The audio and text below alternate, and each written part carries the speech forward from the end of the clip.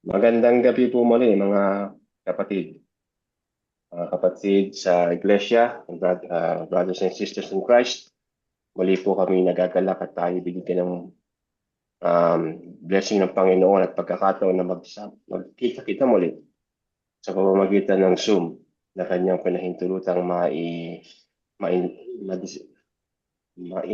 o invented para gamitin sa nakabuluhang pamamaraan katulad nito na tayo nagtitipon-tipon upang tayo ay mag-aral sa kanyang salita sa pangunguna ni Tatay Romy through the guidance of the Holy Spirit. At nasa ikaapat na paksa po tayo. Ang ating pong pag-uusapan ngayon ay nakatuon pa rin sa kaligtasan sa pamamagitan ni Kristo. Ngunit ang ating pag-uusapan ay ano ba ang kasalanan? Saan ba ito nagmumula? At ano ba ang ibig sabihin ng kasalanan sa ating relasyon sa Panginoong Kristo, Panginoong Diyos Ama at sa Banal na Espiritu. So, bago po yan ay nais ko pong i-welcome muli ang ating mga kaibigan at mga kapatid sa pananampalataya doon po sa mga online na manonood nitong podcast na ito. Kami po ay lubos na nagagalak at nakita po namin na marami pong nanood doon po sa mga tatlong episodes na aming record. At patuloy po namin kayong kasama sa aming panalangin nawa na sa pamamagitan ng banal na Espiritu, ang inyo pong kaisipan, ang inyo pong puso ay hipuin ng banal na Espiritu at ang inyong Espiritu ay i-move ng Holy Spirit upang patuloy ninyong makilala ng gusto ng Panginoong Kristo kung gaano kayo kamahal at ang ino-offer na kaligtasan ay inyong tanggapin. At doon po sa Pilipinas ay Easter po ngayon. So, araw ng pagkabuhay. So, maligayang pagdiwang po ng Easter. Bago po tayo magsimula, nais po nating hilingin si Sister Bless, Kapatid Bless, na pangunahan tayo sa ating panalangin. At pagkatapos dyan ay pangunahan tayo ni Tatay Romy sa pagtalakay ng ikaapat na paksa o ano ang kasalanan. Sister Bless, maaari po bang manguna kayo sa panalangin? Okay, magandang araw o magandang gabi sa inyong lahat. Tayo po'y manalangin. Amang banal na makapangyarihan po kayo sa lahat. Muli maraming salamat sa inyong buhay, kalakasan at lahat ng mga biyayang ipinagkakaloob niyo sa amin sa araw-araw. Sa oras na ito, Panginoon, ay hinihiling ko po namin presensya ng banal na Espiritu ang manguna sa amin sa oras ng aming pag-aaral ng inyong mga salita. Naway kayo, Panginoon, ang pumagitna sa amin. Bigyan niyo po ng karunungan si Tatay Romy sa kanyang pangunguna sa aralang ito at naway marami kaming matutuhan at sana, Panginoon, ang dalangin ko ay huwag lang namin ito marinig kundi isagawa din, Panginoon, namin sa aming pang-araw-araw na pamumuhay at ibahagi namin sa aming mga kapatiran. At ang lahat at patawad, Panginoon, sa marami naming pagkukulang sa inyo. Ang lahat ng ito ay aking sinasamo sa matapis na pangalan ni Jesus. Amen. Amen. And Magandang gabi po sa inyo lahat, mga kapatid, mga kaibigan. At narito po ang ating pagpapatuloy ng pag-aaral ng salita ng Panginoon na mayroon po tayong tema na kaligtasan sa pamamagitan ng Kristo. At tayo po ay nasa araling bilang pang-apat na ang pamagat po ay ano ang kasalanan.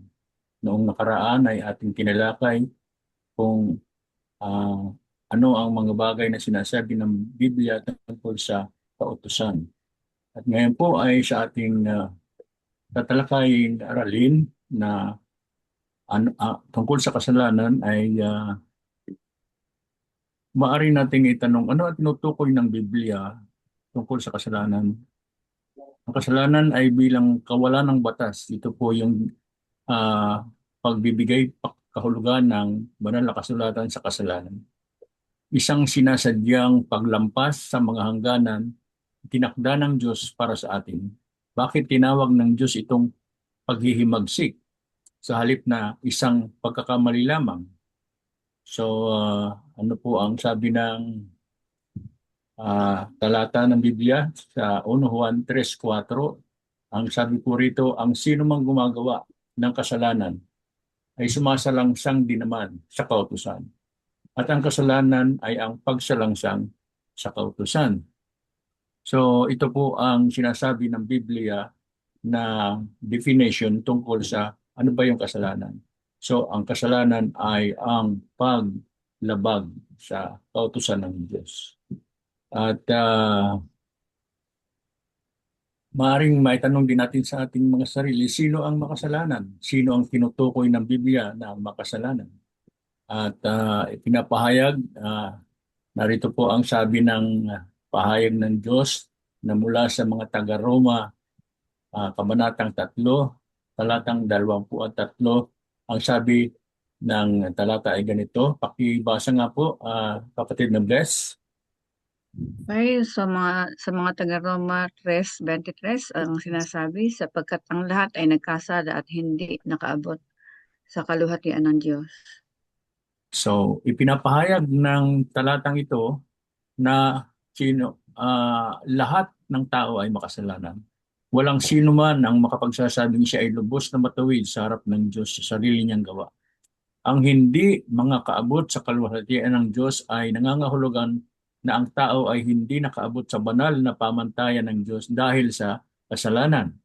Ipinakikita rin ng talatang ito na pantay-pantay ang kalagayan ng tao sa harap ng Diyos. Lahat ay nangangailangan ng awa. Walang sino man ang maliligtas sa pamamagitan lamang ng sariling kabutihan. Kaya't ang bawat isa ay nangangahulugan ng kapatawaran, nangangailangan ng kapatawaran, biyaya at kaligtasan mula kay Kristo. Ang talatang ito sa Roma, ang Kabanatang 3, talatang 23 ay paalaala sa lahat ng tao na tayo ay nagkasala. Kaya lahat tayo ay nangangailangan ng tagapagligtas. So, ating alamin paano nagmula ang kasalanan, paano nagkaroon ng kasalanan.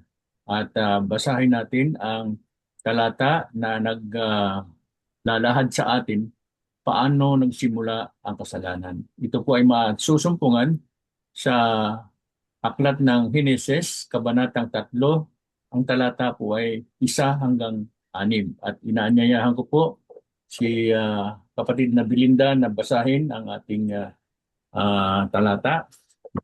Heneses 3:1 hanggang 6. Aking babasahin ang Heneses 3:1 hanggang 6.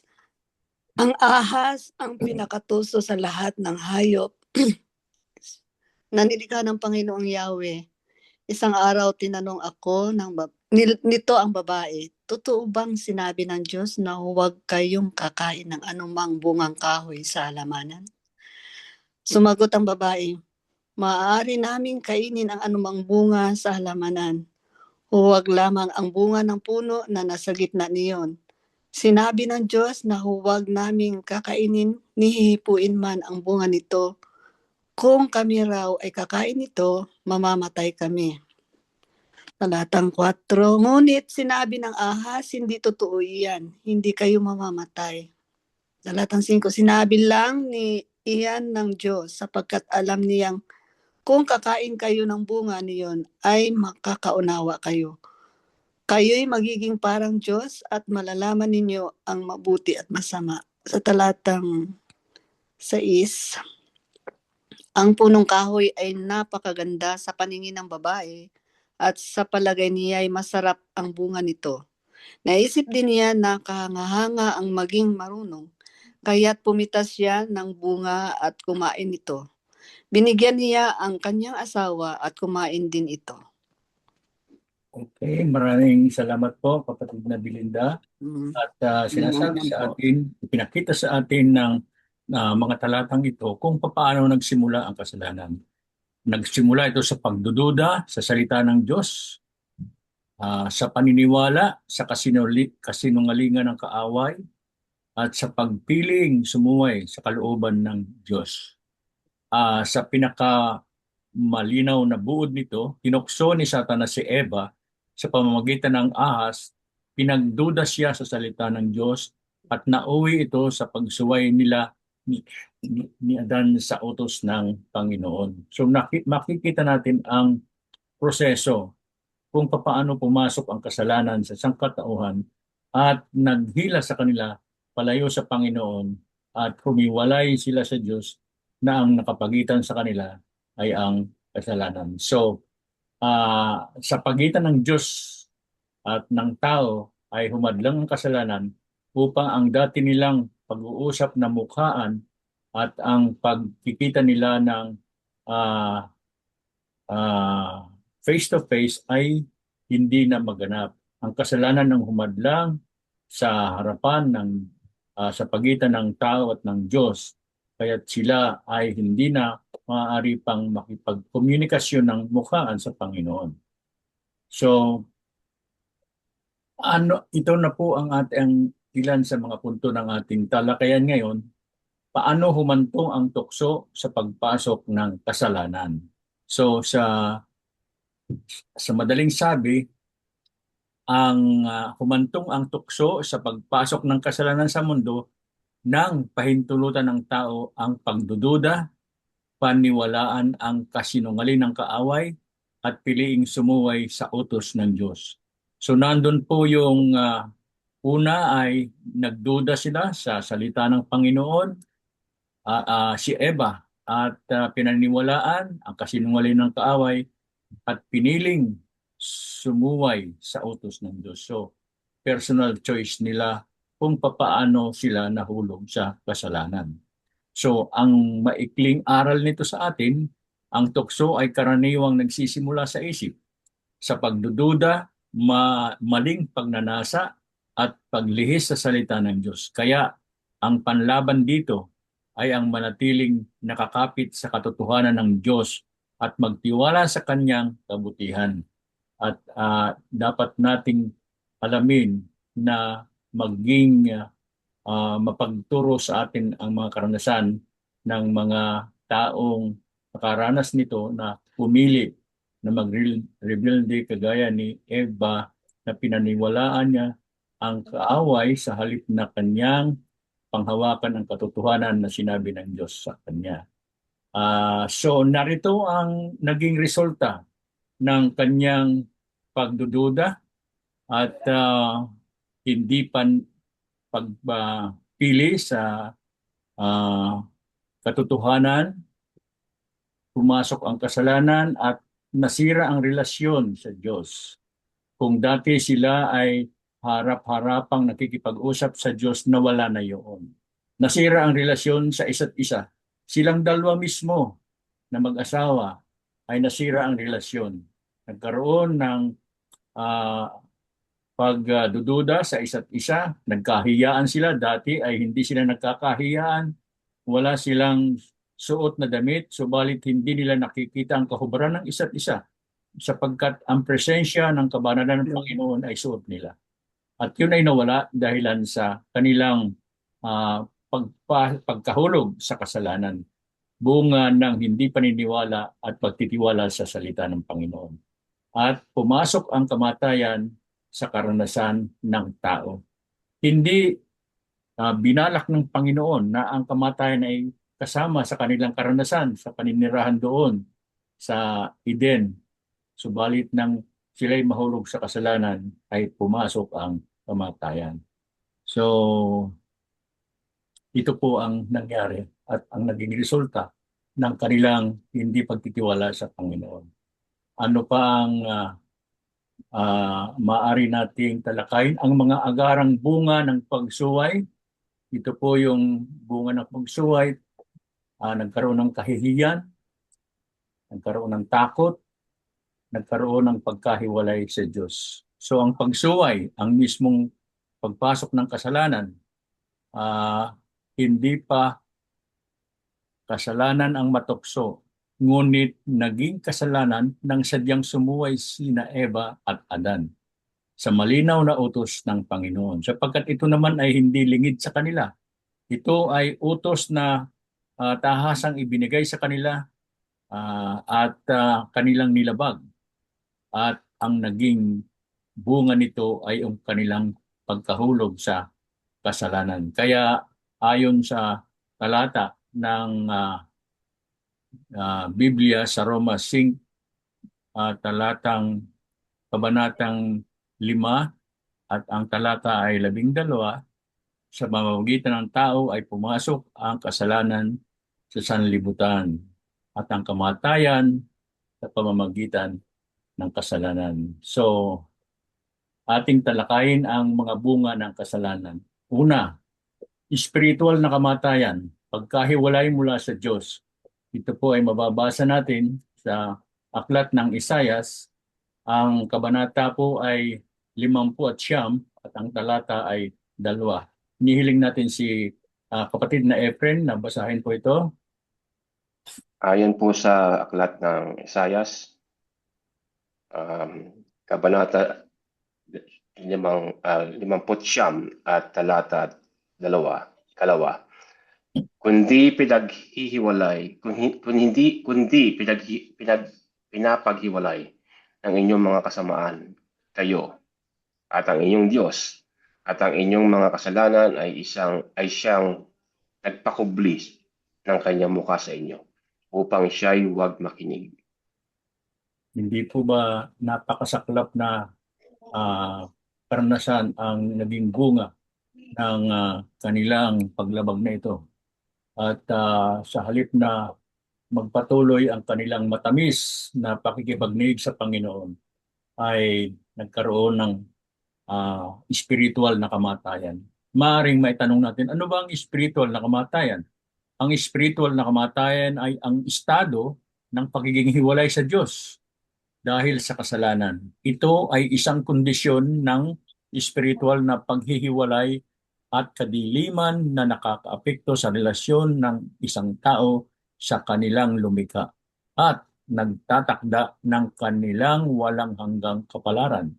Kung hindi ito malulutas sa pamamagitan ng kaligtasan kay Kristo, ang espiritual na kamatayan ay hindi ang pagkalipol ng kaluluwa o ang katapusan ng pag-iral, kundi isang kondisyon ng espiritual na paghihiwalay at kadiliman. Nagsimula ito sa pagbagsak ng sangkatauhan sa Hardin ng Eden at nailalarawan sa pamamagitan ng isang huwaran ng pamumuhay ayon sa mga tiwaling pagnanasa ng mundo at ang impluensya ng mga espiritual na puwersa na sumasalungat sa Diyos. Ang estadong ito ay hindi lamang naghihiwalay sa mga individual mula sa presensya ng Diyos, kundi nagpapatibay din ng isang siklo ng pagkabulok ng moralidad. So nandun po yung pagkabulok ng morality sa lipunan. Naroon yung hiwalay ka sa Diyos at wala kang kapayapaan. Ito ang naging bunga na kalagayan ng spiritual na kamatayan. Ano pa po? Physical at emosyonal na mga bunga. So nandun ang pagkakasala, yung guilty conscience, kahihiyan, at ang pagkasira ng relasyon. Hindi lamang relasyon sa Diyos, kundi relasyon ng tao sa kanyang kapwa-tao. Nandun si Adan at si Eva, nasaksihan natin sa iniulat ng Heneses sa kabanatang 3 na sila ay nagsisisihan, sinisi ni Eva ang ahas at sinisi ni Adan si Eva at iyon ay bunga ng kanilang pagkahulog sa kasalanan. Nagkaroon sila ng physical at emotional na mga negative feeling. So, paano nakaapekto ang kasalanan sa ating relasyon sa Diyos at sa iba? Ang kasalanan ay nagsisilbing hadlang sa mga relasyon na lumilikha ng pagkakahiwalay, pagkakasala at emosyonal na pagkasira na humahadlang sa matalik na pakikipag-ugnayan sa Diyos at pagkakasira ng mga koneksyon sa iba. Nagdudulot ito ng spiritual, emotional at physical na paghihirap na humahantong sa mga damdamin ng kawalan ng pag-asa, takot at pagkawala ng trabaho. So ibig sabihin, walang kapayapaan sa kanilang puso. Bunga ng kasalanan na kinahulugan nila. Naroon ang pagdududa, na baka sila ay traidorin, nandun ang takot na baka sila ay paslangin at nandoon ang kawalan ng pag-asa, kawalan ng kapayapaan.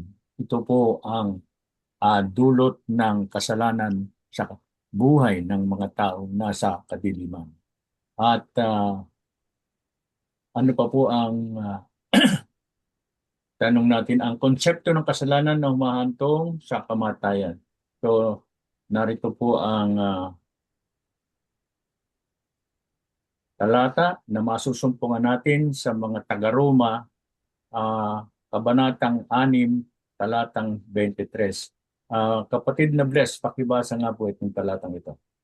Okay, so sabi sa Romans 6:23, sapagkat ang kabayaran ng kasalanan ay kamatayan, datapat ang kaloob na walang bayad ng Diyos ay buhay na walang hanggan.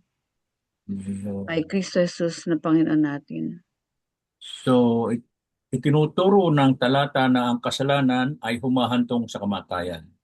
Siyang natural na bunga ng pagsuway sa Diyos. Sa kabaliktaran, ang buhay na walang hanggan ay isang libreng kaloob mula sa Diyos na iniaalok sa pamamagitan ng pananampalataya kay Hesukristo. Tinatampok nito ang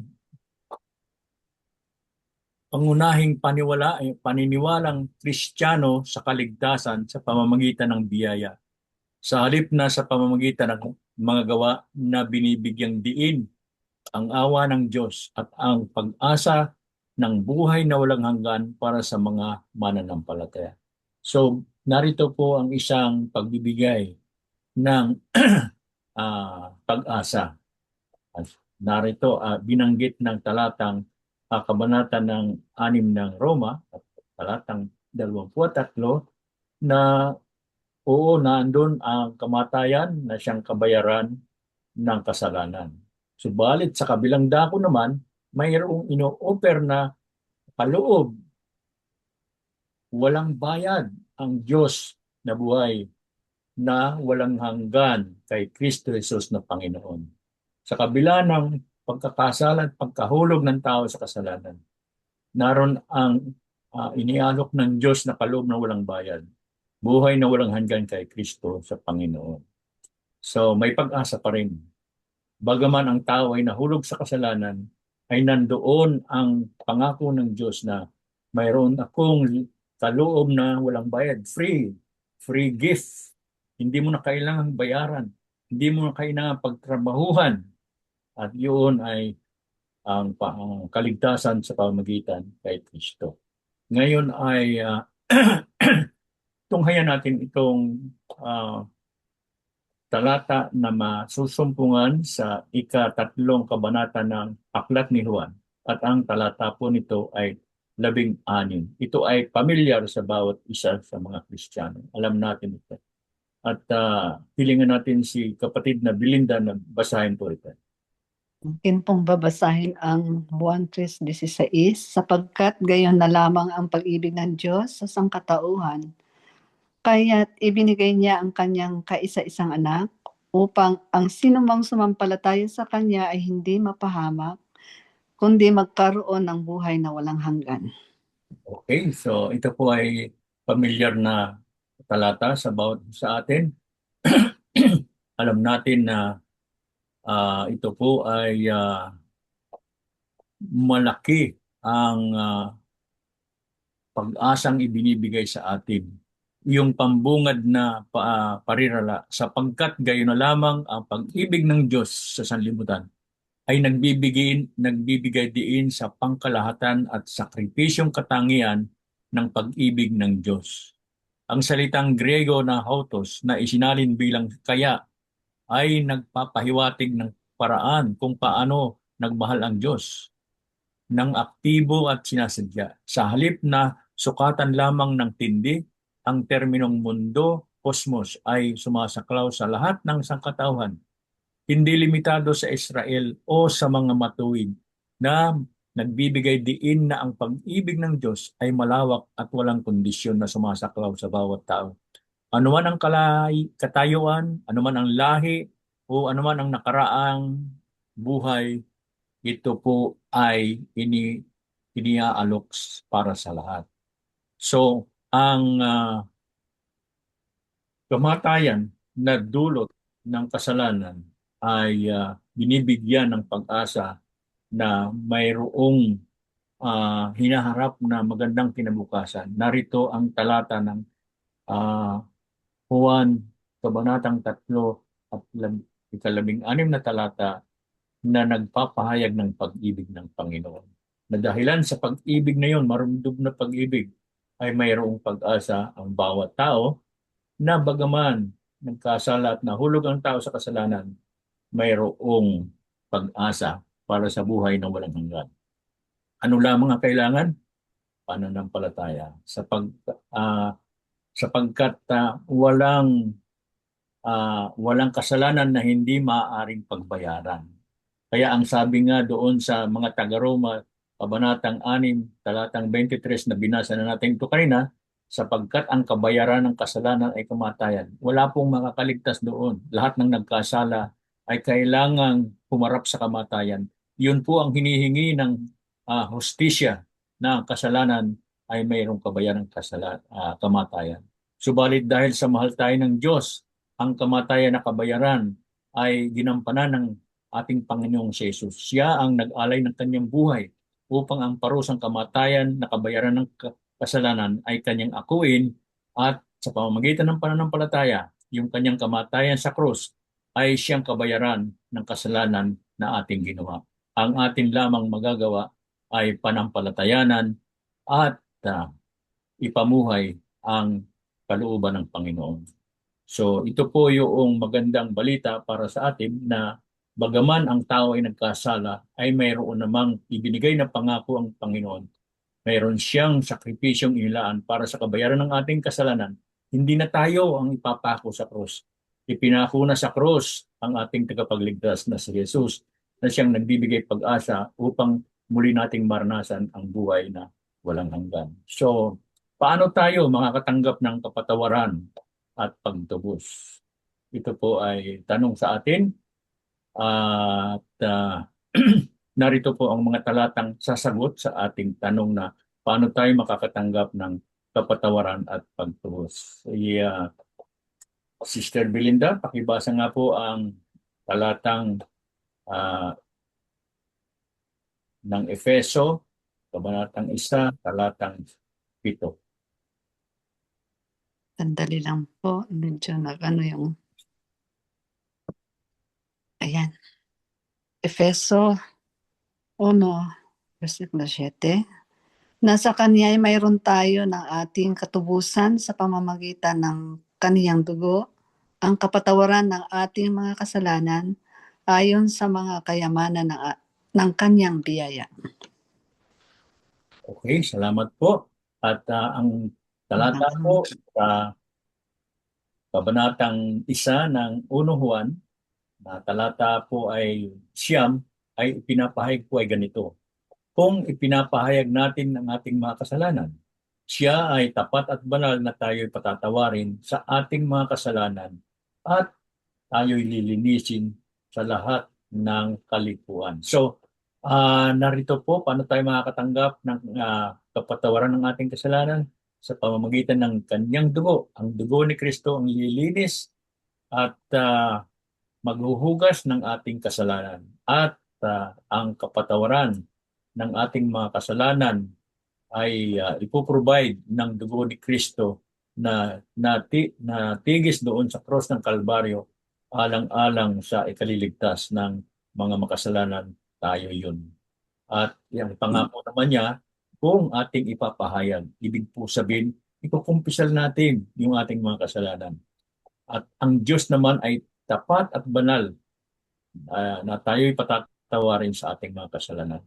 Ang kanyang kalikasan ay hindi siya maaaring hindi tumupad sa kanyang mga pangako. Siya ay tapat at banal na Diyos na magpapatawad sa ating kasalanan kung ating ikukumpisal ang ating mga kasalanan sa Panginoon para magkaroon tayo ng kapatawaran at pagtubos. At ang kahalagahan ng pagsisisi at pananampalataya sa pagdaig sa kasalanan. So ano yung kahalagahan ng pagsisisi at pananampalataya? mahalaga ang pagsisisi at pananampalataya sa pagdaig sa kasalanan, sapagkat ito ang dalawang tugon ng tao sa biyaya ng Diyos. Ang pagsisisi ay mahalaga dahil ito ang pag-amin na ang kasalanan ay mali sa harap ng Diyos. Hindi lang ito pagkalungkot dahil nahuli o dahil may bunga ang kasalanan, kundi tunay na pagtalikod sa masama at pagnanais na bumalik sa Panginoon. Kapag walang pagsisisi, patuloy nakakapit ang tao sa kasalanan. Ngunit kapag tunay na nagsisisi, nagbubukas ang puso sa pagbabago ng Diyos.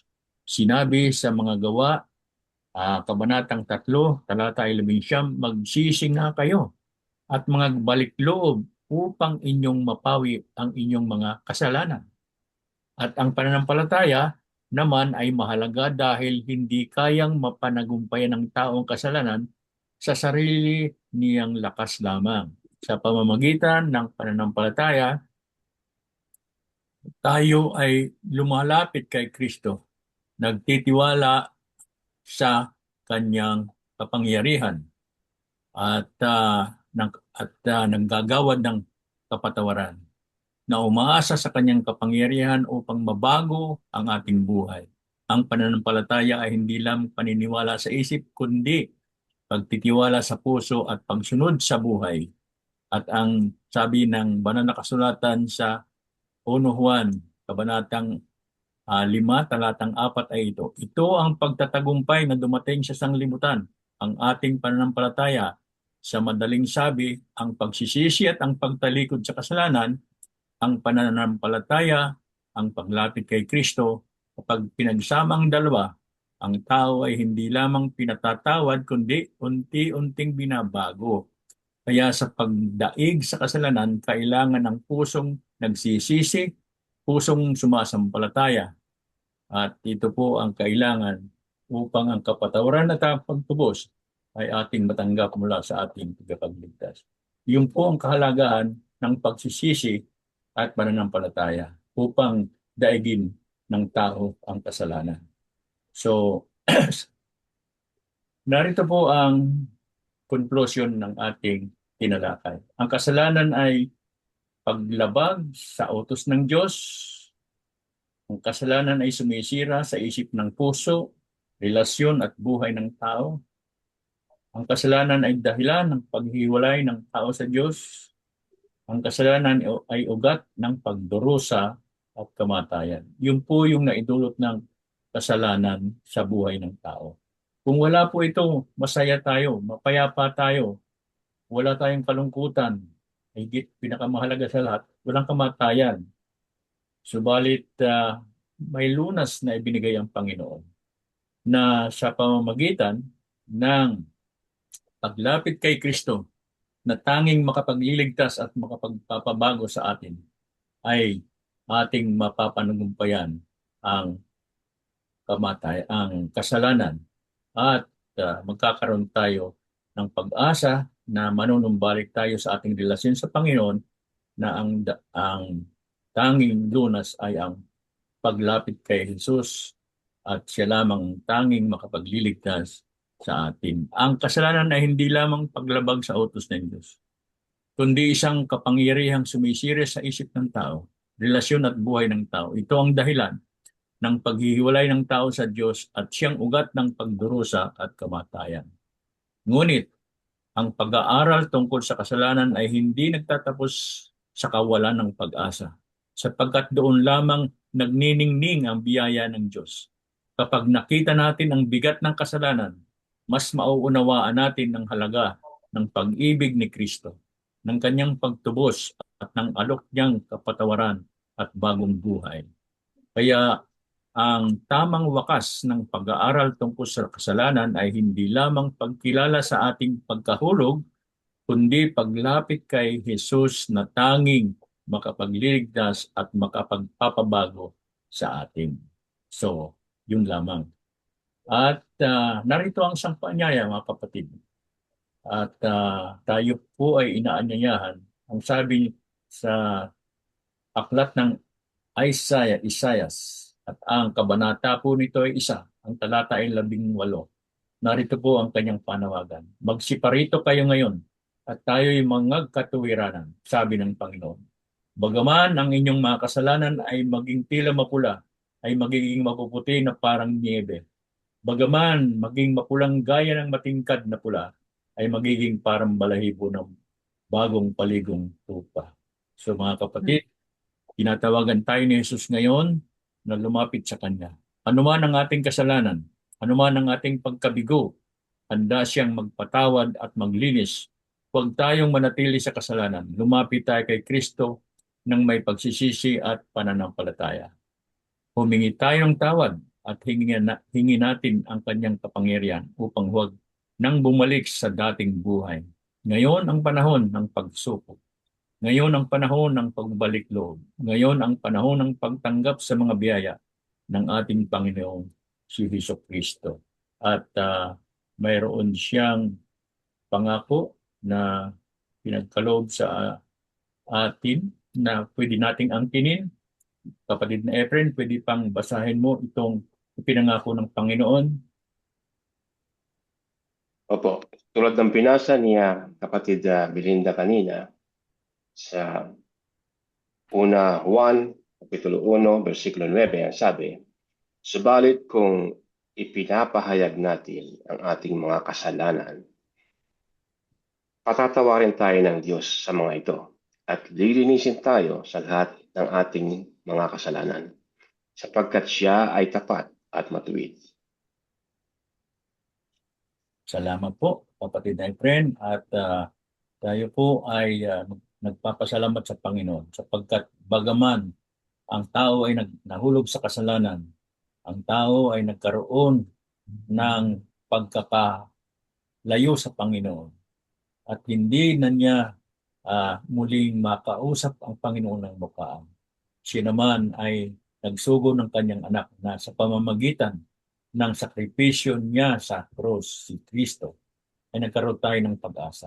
Ang kailangan lamang natin ay manampalataya at sa pamamagitan nito ay mayroon siyang buhay na walang hanggan inaalok sa atin.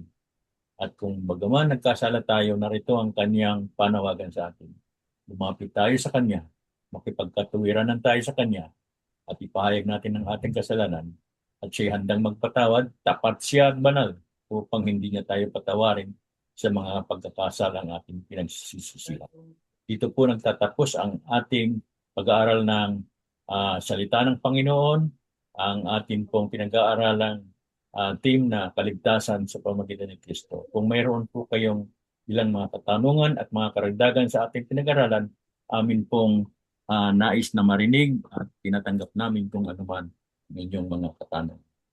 Papuri sa Panginoon. Salamat po, Tate Romy, kapatid Romy, sa inyong maliwanag, napakaliwanag na pahayag at paliwanag tungkol sa ating aralin. Ano ba ang kasalanan at ano ba ang epekto nito sa ating relasyon sa Panginoon. Bago po talungin ibigay ang aking katanungan on behalf sa ating mga manonood sa YouTube na maaaring tanongin nila ito, ay nais ko munang i-welcome sa ating pagpupulo o pag-aaral ng salita ng Diyos si kapatid Fidel at kapatid Ada na nag-join sa atin. At aking pong dalawa po sana ang aking katanungan. Subalit parang nasagot na po ito dito sa yung una kong tanong. Ang tanong ko po sana sa una ay doon po sa 1:3-16 na binasa ni kapatid Belinda na ito'y isang famous na Bible verse na marami sa ating mga kaibigan o kapatid ay nakakaalam. Pero ang tanong ko po doon sana ay kung iuugnay po natin sa binasa natin kanina sa Genesis Kapitulo 3 na ang sinabi ay ng Diablo ng Satanas na hindi kayo mamamatay, ay namatay po ba si Eva at si Adan nang sila ay kumain ng pinagbabawal na bunga? Kasi doon po sa ating binasa, hindi naman po namatay. Tama po ba ang Diablo doon na hindi siya namatay? Yung pong una. At ang pangalawa kong pong tanong ay kung Tatay Romy, maaari po bang kung wala na kayong tapos na kayong mag-share, paki-stop na niyo para malaki yung screen natin. Yung Opo. salamat po. Kung ngayon po, yung pangalawa ko pong tanong ay kung maaari ba akong magkasala sa mga bagay na ginagawa ko na hindi ko naman alam na kasalanan pala ito? O sa mga bagay na hindi ko ginagawa pero kasalanan pala ito? Maaari po ba yun? Yun po ang dalawa kong tanong. Ulitin ko po, yung una po ay sinabi ng Diablo doon sa Genesis 3 na kapag ito'y iyong kinain na pinagbabawal na prutas, ay mamamatay ka. Subalit sa ating binasa kayo at pinag-aralan, namatay po ba doon si Adan at si Eva? At pangalawa ay maaari po bang magkasala ang tao katulad ko na may mga bagay na ginagawa ako pero hindi ko naman pala alam na kasalanan pala ito. At pangalawa, o karuktong noon ay may mga bagay akong hindi ginagawa na hindi ko pala alam na kasalanan ito. Kasalanan po ba ito mga ito? Magandang tanong mo, kapatid na Efren. Mayroon po bang gustong sumagot sa ating mga ibang kapatid? Bakit po hindi kaagad namatay si Eva at si Adan nung magkasala? Samantalang nag-pronounce ang Panginoon, sa oras na kainin niyo ito, kayo ay mamamatay. Alamin natin na ang kamatayan ay hindi kasama ng plano ng Panginoon sa paglalang sa tao. Originally, hindi po kasama ang kamatayan. At ang panukala ng Panginoon ay mabuhay sila na sa pamamagitan ng pakikisama sa Panginoon at mabuhay na walang hanggang kasama ang Panginoon. Subalit dahilan sa pagkahulog sa kasalanan, dumating ang kamatayan. Ang kamatayan ay dumating hindi biglaan. At ang kamatayang binabanggit ng Panginoon na yung spiritual na kamatayan. Yung hiwalay sila sa Panginoon. Yung binabanggit sa Isaias na kabanatang 59, ang talata ay 2 na pinaghiwalay kayo ng kasalanan, ikaw at ang iyong Diyos. Spiritual po na kamatayan, yung biglang kamatayang dumating sa kanila. Hindi na nila naranasan yung mukha ang pakikipag-usap sa Panginoon. Nawala na po yun. Yung spiritual na connection nila na in face-to-face relationship, face-to-face communication, nawala na po yun. Yun po yung spiritual na kamatayan na naranasan ng tao. Nahiwalay sila sa Panginoon. Ang resulta noon, pinalayas nga po sila sa Hardin ng Eden sapagkat ayaw ng Panginoon na sila ay mabuhay ng walang hanggan sa pagkakasala. Baka makain nila yung bunga ng puno ng kahoy na nagbibigay ng buhay na walang hanggan. So yun po yung kahulugan ng kamatayan. Subalit yung physical pong kamatayan ay dumating din sa kanila. Sa paglipas ng panahon na sila ay tumanda na, nagkaroon ng kamatayan. Yung mga dahon na hindi kasama sa panukala na matutuyo, nagkaroon ng pagkatuyo, na nangalagas ito, yun ay bunga ng kasalanan. So yun po yung immediate result, yung spiritual death at yung pagkabulok at hanggang sa mamatay ay yun po yung physical na death. Yun namang kasalanan po na kung hindi mo naman alam at Tatay Romy, bago niyo po sagutin yung pangalawang tanong, maaari po ba magdagdag ako sa unang tanong? sige po. Salamat po sa inyong paliwanag. Ito po yung malinaw. Nais ko lamang pong itiin at idagdag, katulad ng sinabi niyo, nang ninalang ang Panginoon ng mundo at ang dalawang naunang tao, ito ay nasa perpektong konsepto. Sabi nga po ninyo, walang kamatayan at walang mga sakit, walang mga sakuna, walang mga digmaan o walang mga paghihirap sapagkat ito ay nasa konsepto ng perpekto. At nang dumating ang kasalanan, sabi nga ninyo, doon na nabago ang lahat na ang tao ay dapat ay hindi magkakasakit at hindi mamamatay dahil sila dapat ay ay nilikha na immortal. Subalit dahil sa kasalanan, sinasabi nga ninyo, nagkaroon ng mga kapagtuyo ng mga dahon, kahirapan at mga sakit. Ito ay dulot ng kasalanan na pinagsimulan ng Diablo dito sa mundo. Pero ang pangako ng Panginoon, tulad nga ng sinabi niyo kanina, na may pangako ang Panginoon at na plano niya para sa atin. Bagamat tayo ay makasalanan, inibig niya tayo ng walang hanggan, kaya niya sinugo ang kanyang nagbugtong na anak ni Jesucristo sa John 3:16 upang mamatay para sa lahat at nang sa gayon ay masagip.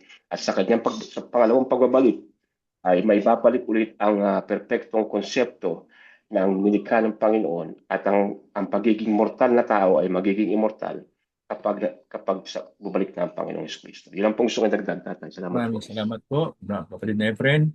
So yung pangalawang tanong po ni kapatid na Efren, meron po bang gustong sumagot? Kung ako ay magkasala, hindi ko naman alam na yung ginawa ko ay kasalanan. Ito ba ay ibibilang niya ang Diyos para sa akin bilang kasalanan? O yung mga ginagawa ko na ang mga bagay na hindi ko ginagawa, yung pala, kasalanan pala yun. Yung ginagawa na hindi ko alam na kasalanan, tapos yung mga bagay na hindi ko ginagawa, yung pala kasalanan.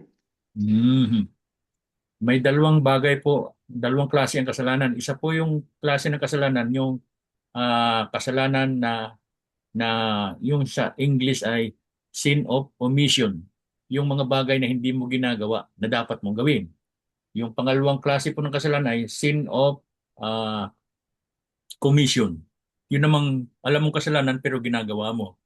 So, kung ang isang bagay ay ginawa mo at hindi mo batid na ito ay kasalanan at hindi mo alam, ay hindi naman ibinibilang na kasalanan ng Diyos para sa iyo.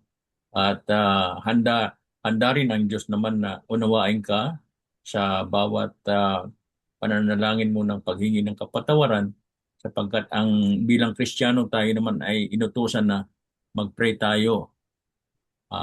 Pray without ceasing, yung walang patid na pananalangin. Hindi naman ibig sabihin hindi ka natitigil, hindi ka nakakain, panalangin na panalangin.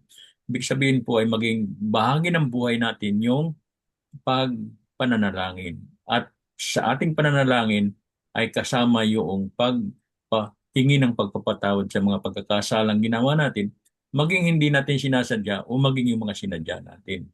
So, hindi tayo sinisingil ng Diyos doon sa mga hindi natin batid kung kasalanan o hindi. Tayo ay accountable sa Diyos doon sa mga alam nating tama pero hindi natin ginawa. Kasalanan yun. At yung alam naman alam naman nating mali tapos ginawa natin, yun yung sin of omission, ay doon tayo i-hold responsible ng Panginoon. So, yun po yung pagkaalam ko sa pakikitungo ng Diyos sa mga nagkakasala. Amen. Salamat po, Tatay Romy. Brother Romy, maaari po mamagdagdag sa inyong sagot. Okay po.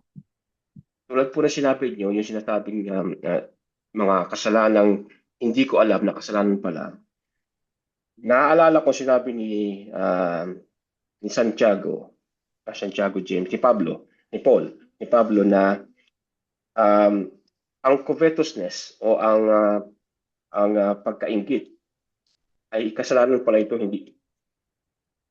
Hindi niya ito malalaman na kasalanan kung hindi niya nabasa sa Biblia na kasalanan ito at nakalagay sa 10 utos. Ang ibig po sabihin, kung gusto ko pong tukuyin, ay responsibilidad po natin bilang anak ng Panginoon na nagpo-profess na tayo Kristiyano at tinatanggap natin ang Panginoon, na makilala natin kung sino siya at anong kanyang panukala. At dahil po sa kanyang pag-ibig, tayo tumutugon na ibigin din natin siya. At kung sabi niya, kung iniibig mo ako, sundin mo ang aking inuutos. Sabi niya sa Biblia, sabi ni Jesucristo. Ang ibig po sabihin nito ay dapat alam natin ang kanyang mga panukala na nakasulat sa banal na salita, na banal na aklat. At dahil dyan ay malalaman natin kung anong mga kasalanan. At dahil sa pag-ibig din na iyan, hindi po dahil sa takot. Ito po yung motivation natin, ang pag-ibig at ang sumusunod tayo sa kanyang mga utos. Kaya naman tayo'y mapapaalalahanan kung anong mga bagay na dapat natin gawin upang di magkasala at ang mga bagay na dapat natin gawin upang hindi rin magkasala. Salamat po tayo. Salamat po kapatid na Efren at salamat na lamang sa Panginoon sapagkat tayo binigyan ng gabay, ang salita ng Panginoon. Ang tawag natin ay Biblia, na kung saan ay ah, mayroon tayong kakayahan na alamin ang kalooban ng Panginoon sa pamamagitan ng kanyang mga sinulat, sa pamamagitan ng kanyang mga propeta. Ang tanging lamang nating dapat gampanan, basahin ito, na dapat maging bahagi ng ating buhay ay ang pagsasaliksik ng banal na kasulatan, at doon makikita natin ang kalooban ng Panginoon sa pamamagitan ng paglalahad ng mga sumulat ng banal na aklat, na ito ang kalooban ng Diyos para sa inyo. Ito ang gusto ng Diyos na gawin ninyo, at tayo ay magkakaroon ng gabay. At ang sabi nga sa mga awit, 119 na kabanata, ang talata ay 105. Ang salita mo ay ilawan sa aking mga paa at liwanag sa aking landas. So ito ang ating gabay sa ating paglalakbay bilang Kristiyano, at hindi tayo maaring maligaw sapagkat ito ang salita ng Diyos na siyang banal na gumagabay sa atin sa ating paglakad sa buhay na walang hanggan. So, salamat po sa inyo, at narito po ang ating email address sa pangangailangan niyo kung mayroon kayong kahilingan tungkol sa pananalangin. Kung may prayer request po kayo, ay nais namin i-flash sa screen ang aming email at contact address, at email nyo lang po kami. At kung may tanong din po sila, Tay, meron din silang tanong, maaari din sila magtanong.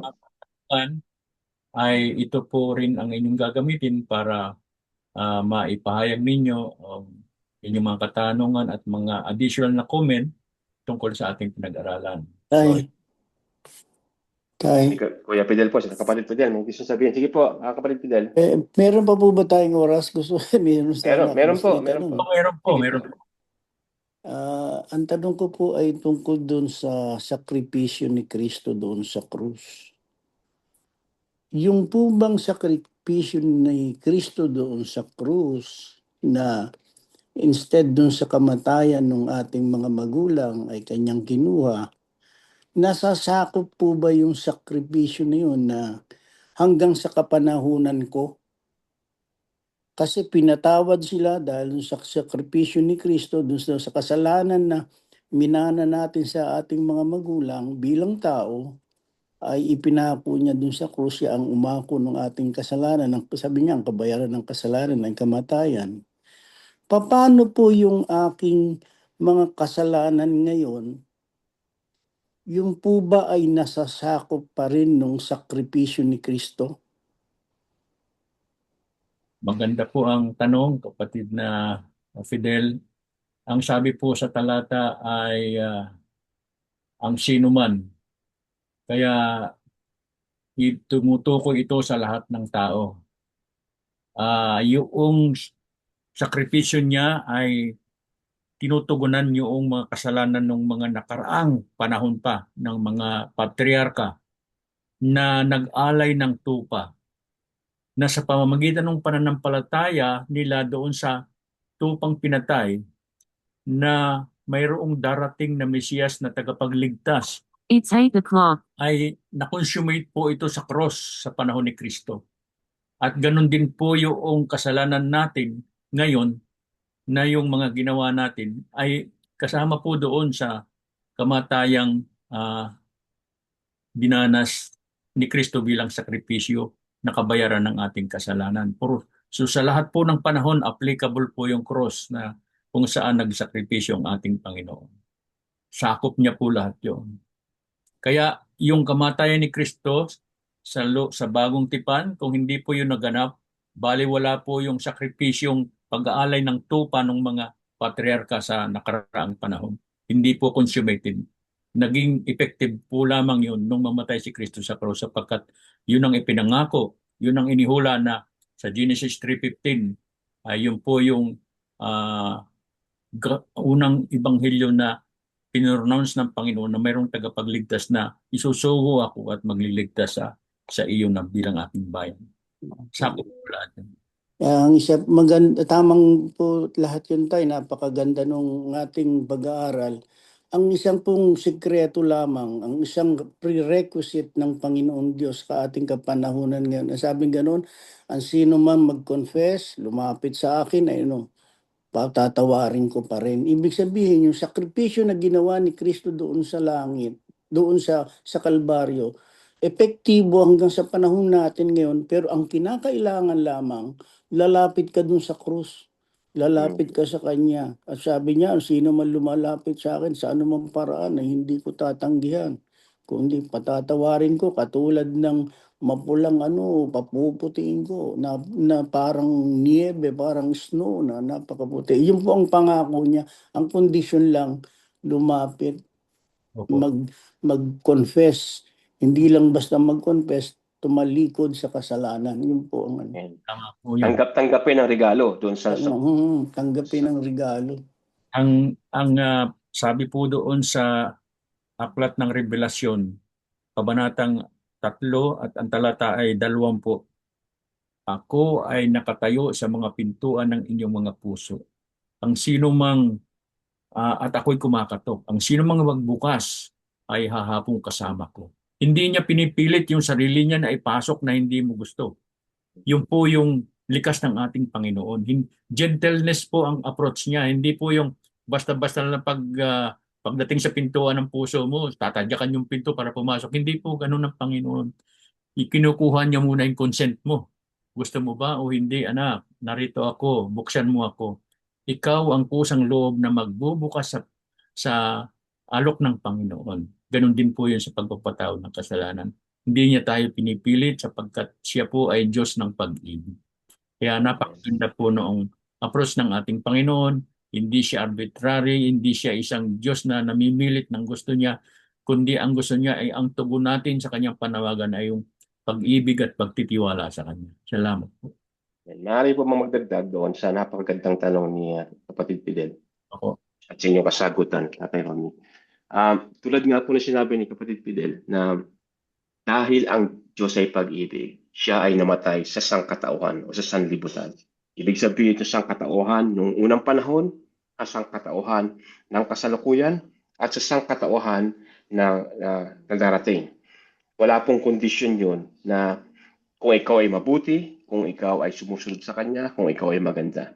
Ang kondisyon lamang doon ay dahil mahal niya kayo, mahal niya tayo. Kaya siya namatay. Subalit, ang sinasabi naman ni kapatid Fidel kanina, tulad din sinasabi ni Tatay Romy, dahil Diyos ang pag-ibig, ay pag-ibig, kailangang tanggapin ang inaalay ng Panginoon, ang magandang balita, ang kaligtasan, ang pagtanggap sa Panginoong Jesucristo para maging applicable ang pagkamatay niya sa krus dahil lahat ay nagkasala. At sinabi rin ni kapatid Fidel na doon sa 1:1, Kapitulo 1:9, na kailangan mo, pagtanggap mo sa Kanya, ay kailangan mo magsisi at tumalikod sa iyong mga kasalanan upang may tuwid muli ang nasirang relasyon. Yan po ang gusto kong idagdag. Salamat po. Salamat po, kapatid na friend. Kung mayroon pa po ay pwede pa po nating pag-usapan kung ano ang inyong karanasan. Kaya po yung katuwiran kasi ng ating mga ibang kaibigan, yung 10 utos para sa Israel lang, doon lumalabas yung banggitin yung 3:16 ng Juan, ay di para sa Israel lang din yun. Yung kaligtasan na yun, dahil wala magkasama parati yun eh. Yung kasalanan ng dulot doon sa kautusan at yung kapatawaran na ibinibigay ng 3:16 ng Juan. So hindi pwedeng yung 3:16 ng Juan ay para sa tao lang hanggang sa lahat ng tao at yung utos ay para sa Israel lang. So ibig sabihin yung dalawang yun ay para sa lahat ng tao. Tama po yun. Amen. Ang sabi doon ay para sa lahat.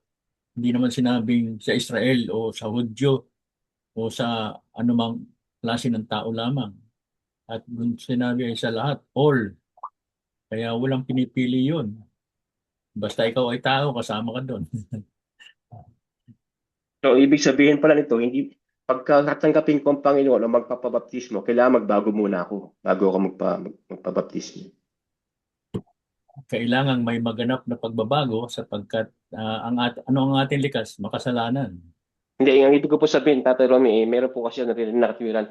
Teka, hindi mo na ako magpaaral ng salita ng Panginoon kasi hindi ako karapat-dapat, tsaka hindi mo na ako magpapautismo. Kailangan baguhin ko muna ang sarili ko. Ang Ay, sabi ay lumapit tayo sa Panginoon as we are. Kung ano tayo, amen. kayang baguhin yung sarili natin. Ang ating paglapit ay bahagi ng pagbabago. So, lumapit tayo as bilang makasalanan at ang Panginoon na magbabago sa atin Tama yun. para magkaroon tayo ng relasyon muli sa Kanya. Salamat po. Pero yung pananampalataya ay mahalaga. Hindi dapat mawala yun sapagkat ito ang basihan ng kaligtasan, pananampalataya. Yan ay ayon sa biyaya sa pamamagitan ng pananampalataya. Dahil ako mayroon lang sasabihin. Ang akin naman po ay nais ko pong magpasalamat sa ating napag-aralan ngayon kasi akin pong napapagbulay-bulay na ito'y malinaw para sa aking kaisipan. Kasi as in my nature, ako po talaga ay laging nagkakamali. Kaya kapag ako'y may kailangan mag-sorry na talaga agad. Kasi laging magbabalik-balik sa aking isip yung aking nagawa na yun. Na kailangan talagang ihingi agad ng patawad sa Panginoon at sa taong aking nagawa ng kamalian. Kaya para magkaroon ako ng peace of mind kasi yung pangako naman ng Panginoon ay handa naman talaga siya magpatawad, di ba? Ang kailangan lang talaga ay lumapit sa Kanya Amen. at aminin yung kasalanan. Amen. Kaya Salamat po. napakabuti at napakapagmahal ng Panginoon para sa ating lahat. Hindi lang sa atin, sa ating lahat. Wala namang tinatangi ang Panginoon. Salamat po, Kapatid Belinda. So, sa pamagitan po nito, ating pong wawakasan ang ating usaping tungkol sa kasalanan at salamat Tatay Romy, Kapatid Romy, sa inyong pangunguna sa pamamagitan ng Banal na Espiritu. Subalit bago po tayo maghiwa-hiwalay, ayos ko pong hilingin si Kapatid Fidel, si Kuya Fidel na tayo pangunahan sa ating closing prayer, kung maaari po. Marami pong salamat muli sa inyong mga kapatid, sa inyong pagsama sa amin. At doon po sa mga makakapunod po nito sa ating sa YouTube, muli ko pong inaanyayahan at ini-encourage na kayo po sumulat sa amin. Nais po namin kayo marinig. Kung meron po kayong mga komento, katulad na sinabi ni Tatay Romy, ay nais po namin marinig ito at lalo-lalo na po kung meron po kayong mga tanong. At higit sa lahat, kung meron po kayong prayer request, narito po kami, ang inyong mga kaibigan at mga kapatid. Ito po yung aming ginagawa dahil sa pag-ibig ng Panginoon sa inyo at pag-ibig po namin para sa inyo dahil minahal din po kami ng Panginoon. Sige po, Kapatid Fidel, Sige maaari po po, bang pangunahan kami? tayo po'y manalangin. Mapagpalang ka po namin Diyos, pinupuri ka namin, pinadakila ang iyong buhay na ipinagkaloob para sa amin. Salamat po Panginoon sa inyong sakripisyo, sa inyong dakilang pag-ibig sa amin. Bagamat meron kaming nagagawang mga kasalanan, salamat Panginoon sapagkat merong busilak na pag-ibig ang aming Diyos na ibinibigay na kaligtasan, na pagpapatawad sapagkat ang aming Diyos ay Diyos ng pag-ibig na punong-puno ng pagpapatawad. Salamat po ng marami, Panginoon. Tutulungan mo po ang bawat isa sa amin. Marami kaming kahinaan, marami kaming pagkukulang. Maging inspirasyon namin, Panginoon, ang pag-aaral ng inyong banal na kasulatan. Pagpalain mo po si Dati Romy, si Brother Efren sa kanilang mga pangungunang ito. Pagpalain mo po ang aming iglesia. Mahikayat kami at tumugon kami sa mga bagay na merong kinalaman sa aming kaligtasan upang sa ganon ang aming buhay ay magiging mabuting halimbawa para sa iba. Upang sa ganon maraming mga kaluluwa ang makikita na ang aming Diyos na pinaglilingkuran ay buhay at malapit nang dumating. Salamat po, samahan kami sa isang linggong ito ng aming buhay, ng aming pakikipagbaka sa maraming mga bagay ng sanlibutan. Tutulungan mo po ang aming mga tahanan at kung magkagayon, ang inyong pong pag-ibig ay sasagana sa amin at maibabahagi namin sa iba. Patawad kami sa marami naming pagkukulang sa pangalan ni Jesus. Amen. Amen. Amen. Salamat po muli. Magandang gabi po sa inyo lahat. Salamat po. Muli po natin pagkikita. Sige po. Apo.